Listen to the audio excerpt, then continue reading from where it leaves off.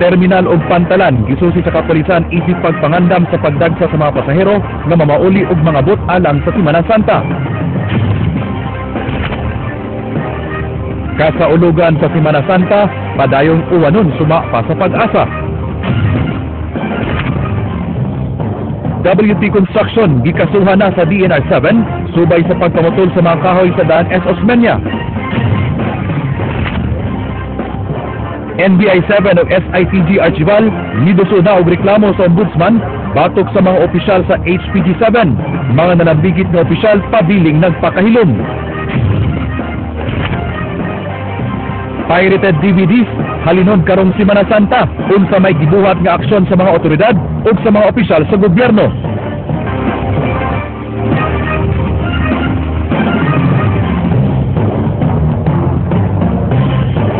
Bayo nga pong Sugbo, Kabisayan.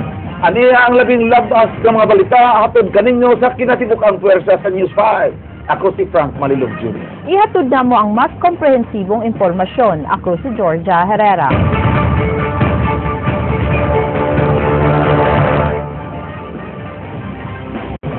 Padayon ang pag-abot-abot sa mga gustong manguli silang tagsa-tagsa ka mga lungsod o probinsya sa mga pantalan o terminal. Matod sa pag-asa nga ugma Huwebes Santo hangtod sa Biyernes, makasinati pag-uwan ang mga dapit sa Kabisayan. Dugang ni Pag-asa 7 of Regional Director Engineer Oscar Tabada nga ang nasinati karon nga panahon mo'y epekto sa low pressure area. Sa Sabado ug Domingo, pamakasinati og maayo nga dagan sa panahon.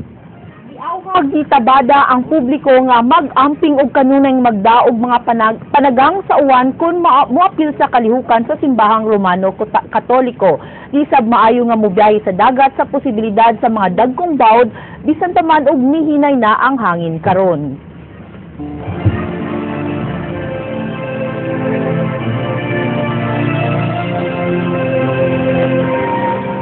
Gisuta og natagbaw ang kapulisan sa gipatumang seguridad ug ubang pagpangandam alang sa pagdagsa sa mga sumasakay sa Cebu South Bus Terminal ug sa mga pantalan. Andrea Patenia, Suginlimi. Sa Cebu South Bus Terminal, miabot ang mga kadagkuan sa Police Regional Office 7 ug Police Community Relations sa Cebu City Police Office aron inspeksyonon ang seguridad sa maong terminal dungan sa pagpamilit og stickers nga dunay hotline numbers nila in kasog mabiktima sa krimen. We have cops on board, but probably not all the buses will be provided. No? Through the intelligence division, they provided hotlines to the buses. Dako kay katabang kay basta paminang may mga kuan siguro sa may mga kalain na mga lihok siguro sa mga pasahero uban dia dali na sa kontak. O samtang magbiyahe mo niya aron di mo layo sa di pa mo makatog. Basta-basahan ninyo ni. Nang hatag sab sila og flyers nga dunay pahimangno sa seguridad sama sa pag-secure sa mga panimay kun biyaan, bantayan ang mga kabtangan atol sa pagbiyahe ug kun magdagag maing bata, padadun og name tags in kasog mawagtang. Gawa sa mga tips sa kapulisan alang sa seguridad sa publiko, nakalatid sa niining gitang apod-apod nga mga flyers ang mga pahimangno alang sa kalawasan ug sa kalikupan sama sa pagdapir ni og tubig atol sa pagbiyahe aron malikayan ang dehydration o pag-dispose sa ilang mga basura sa saktong labayanan aron mapabilin ang kalimpyo sa palibot. Si Nestor nga mubakasyon sa Dumaguete City mihangop sa nadawat nga tips gikan sa kapulisan. Karon lang yun ipanghatag sa mga pulis na walang grabing kodigo para mong kunaan sa mga biyahe. 24 oras nga gibantayan ang South Bus Terminal hilabi na nga gilaumang mas mudagsa pa ang mga pasahero karong hapon hangtod gabii. Nangayo sa partisipasyon sa mga drivers ang pangu sa security sa Kapitolyo aron magpabiling hapsay ang terminal. Bawal din mo drop off sa gate, sir. Bawal gyud drop off. Nagita drop off area dinhi sa kilid unya pagkahuman mo parking na sila. Nipasalig hinuon ang pangu sa Cebu Provincial Bus Operators Association nga dunay igong bus nga mobiyahe karong Semana Santa ug duna sab sila extra drivers aron di sila mahago sa ilang shift.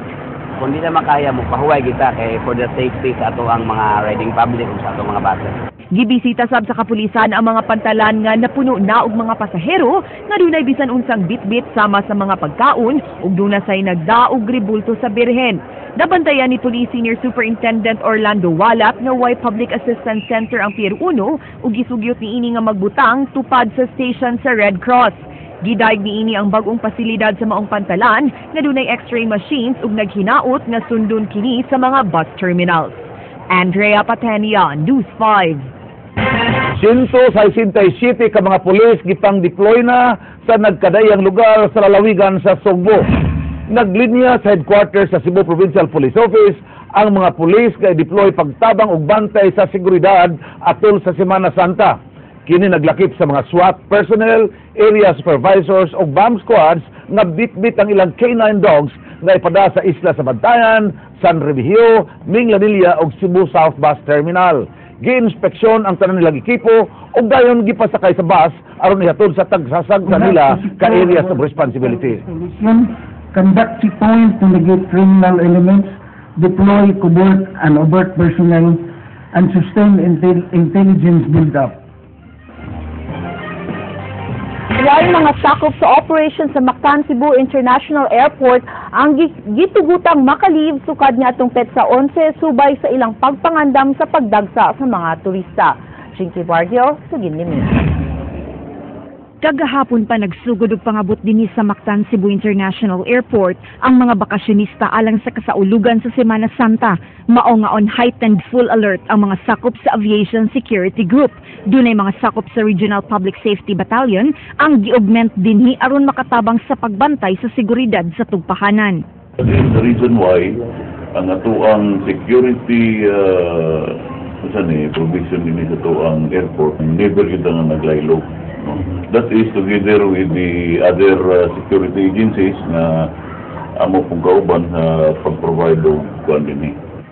Matud sa pamunuan sa maong tugpahanan nga di lang mga lokal nga turista ang moabot matag Semana Santa, lakip na ang mga langyaw. Subay niini, way sakop sa operation sa Mactan Cebu International Airport ang gitugutan nga makalive sa ilang trabaho sugod pa ni adtong petsa 11. Pwede dili na mangliba mo nga personnel kanang sa operations ha para naagid mi tanan on hand bali. Jinky Bargio, News 5. Bibisita ni Governor Junjun Davide ang Cebu South Bus Terminal karong hapon aron susihon ang seguridad nga gipatuman. Padayon pa ang plano nga expansion o renovation sa maong terminal aron maalibyuhan ang kahuot o kainit sa lugar. Giawag ni Davide ang mga bus drivers nga siguraduong in good condition ang ilang mga units aron makalikay sa disgrasya. Gidagsa na usab sa mga sumasakay ang terminal karong hapon alang sa buot mamuli sa ilang tagsa-tagsa ka mga lungsod. Gimando sab ni Mayor Michael Rama ngadto sa tanang department head sa City Hall nga on call sila karong Semana Santa.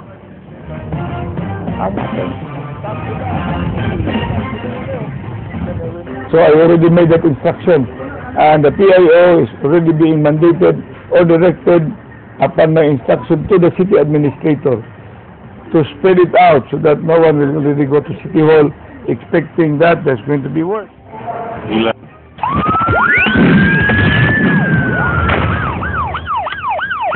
Samdan ang usa ka opisyal sa CIDG-7 human kini mirespondi sa nahitabong tulis sud sa ka jeepney paseroan nga iyang nasundan diyang padung na kining motrabaho kaganinang buntag.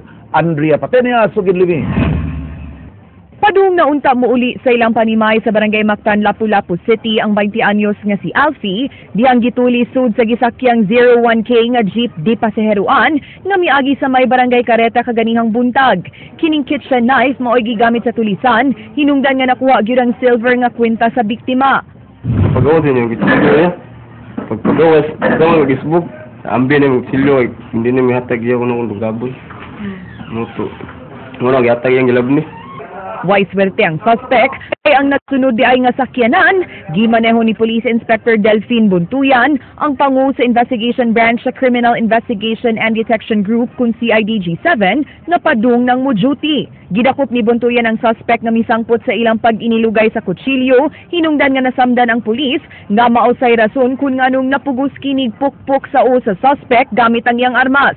Gibalhog dayon sa buhatan sa CIDG 7 ang suspect nga nailhang si Narciso Medina, 25 anyos, taga Barangay Careta. Giangko niya nga napriso na siya kaniadto human nasaktang nagdaog hinagiban apan first time kuno niya ganina nga makasuway og pagpanuli. Sir, anong nabuhat na tuloy sir? Anong nanulit mo ka? Problema sa nang mga. Ha? Problema sa nang sa lupan. Problema. Ang pamilyang Andrea Patenia, News 5. Duha ka drug pusher sa dakbayan sa Toledo na sikop sa gipahigayong bypass operation sa Cebu Provincial Intelligence Branch kagahapon sa hapon. Leslie Caminado Vistil, Sugin Libi. Suway pauntang mangikyas kining duha ka lalaki atol sa bypass operation sa mga sakop sa Provincial Intelligence Branch sa dakbayan sa Toledo pasado alas 4 kagahapon sa hapon. Ang mga nasikop mo silang Jonathan Respondo taga Barangay Puog ug Noel Descartin taga Barangay Media 11 sa nasgutang dakbayan. Subject sa mga operasyon si Respondo, human masayri sa kapulisan nga siya mo'y misalo siyang asawa nga nasikop sa samang binuwatan duha na katuig kami labay. Samtang si Descartin, mo'y bata-bata ni Jonathan nga tigtunol sa ginadiling drogas ngadto sa mga mupalit. Saka level 3 drug pusher na ug ang iyang area of operation is sa barangay po og Toledo City, Lukopan og uban pang silinganan nga barangay. Naanay siya sa atong watchlist. Nakuha gikan sa mga dinakpan kining napo kaputos nga gituwang sabu, shooter nga gamiton sa pagsuyop, lampara, timbangan ug armas. Ingon sa naamang si Respondo, diyang gikuhaan kini siyang habig. Samtang si Descartin, mihimakak sa pasangil. So, duga lagi ko na maligya ang drogas dito sa Toledo. Ha? Ito, lagyan.